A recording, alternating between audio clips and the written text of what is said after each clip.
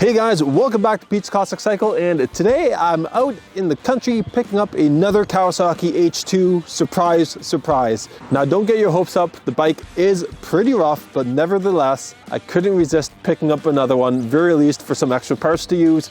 So with the help of my two friends here, let's go check out this bike, see if we can get it to roll up into the trailer and bring it home to meet the rest of the family. Alrighty, our trusty toolkit. Because if your bike's seized, you could always use one of those. Ratchet set. Let's go see what we're dealing with here. Cool old tractor. This is actually pretty cool property. All right. Well, here she is in all of her glory. Oh boy, what happened to you? You're in a sad state of affairs, that's for sure. But anyway, what we're looking at here is a 1973 Kawasaki H2. Obviously, it's seen better days. Everything on this thing is locked up. Yeah. Motors locked up. Everything seized. Pipes rotted out. It's rough. This thing is rough. Really, really rough. Wow. Hey! Look at that. Wouldn't be an old H2 without a bird's nest in the tail section. That much is true. Yeah, 1973. H2 750.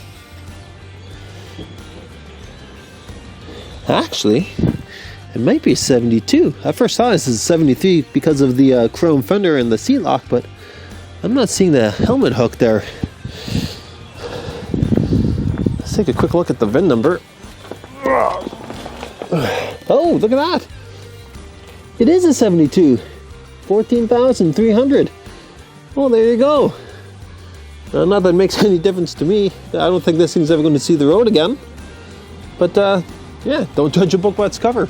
Let's check out the number on the engine. And, 18,000. So 4,000 off on the VIN numbers, so not the original engine to the frame, but like I said, doesn't really matter. This is basically just going to be a parts bike. Confirmed 1972 H2. Well, according to the gentleman I'm buying it off of, everything is locked up here. Let's see if I can roll it. Oh yeah. No, she's not going anywhere. Okay, so the plan of attack for this thing is remove the front caliper, free up the rear brakes. Hopefully it rolls at that point. If not, we're going to have to resort to some creative heavy lifting and I might need to call in some help. Let's go ahead and do that now. That's why I brought the tools. I've made that mistake before, having seized calipers.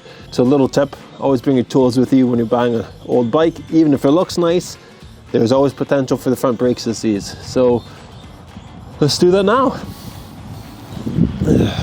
So, it's always nice to have a spare little socket set that you can bring around with you. 14 millimeter, perfect. Hopefully this is all the thing needs. So a lot of people might be wondering why I would pick up such a bike like this. Well, despite the fact that the whole bike will never see the road again, at least from my standpoint, what I intend to do with it, there's still a lot of good parts here. The calipers can be rebuilt, the fork lowers are always good, the hubs can be rebuilt. You know, things like the foot pegs, brake hubs, triple trees, parts like that, all salvageable. Obviously, like a lot of the smaller tin pieces or chrome or paint, stuff like that's pretty old garbage, but there are a lot of good parts in here that are salvageable. So when you have as many bikes as I do to fix up, it's always nice to have spares.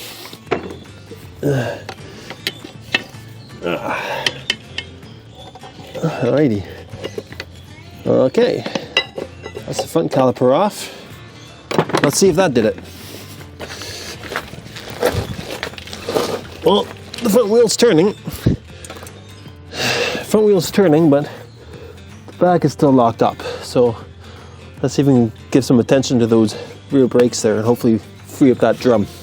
Well, I don't know what on earth is going on here. Looks like they doubled up on the spring. That's interesting. Oh, Coney shocks. Too bad these are completely garbage. So pretty cool. I'm just gonna go ahead, take that bolt right off, hammer that back, hopefully that does the trick, and go from there. Should have probably brought some WD with me as well. Maybe a needle for tetanus shot. Alright, well that's coming off.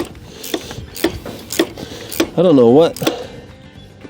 You know, we might just be stripping it.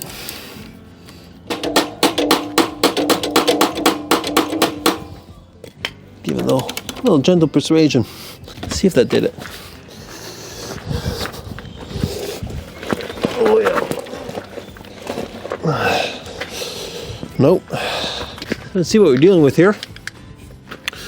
I got this backed off pretty much all the way, but it doesn't necessarily mean that the shoes inside are doing the same thing.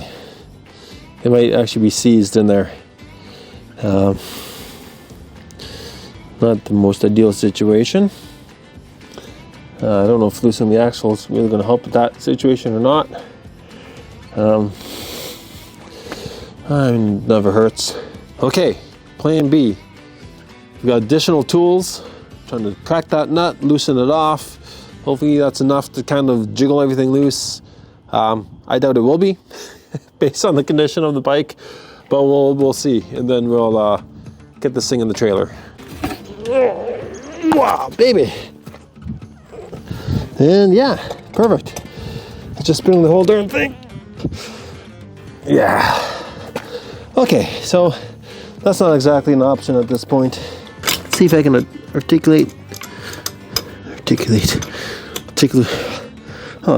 how frustrated I am right now. Finish taking this rod off. Yep, just like I thought. Snapped it. Oh.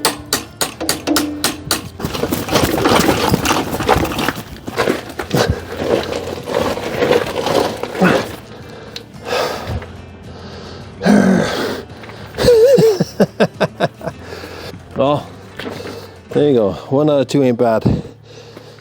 I'm running out of time, running out of daylight. Let's get this up in the trailer. We're crab walking.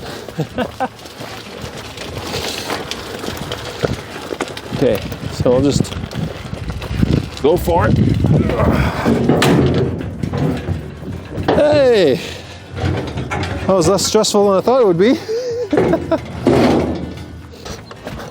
We did it!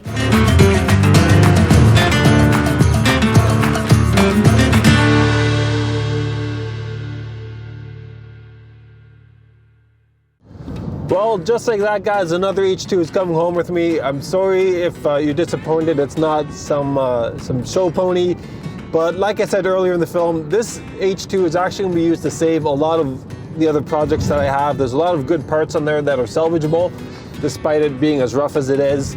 So it's not a total loss. I'm pretty happy with the bike. But anyway, that's it for me. Hope you enjoyed this video. I'm Pete. This is Pete's Kawasaki Cycle, and as always, please ride safe.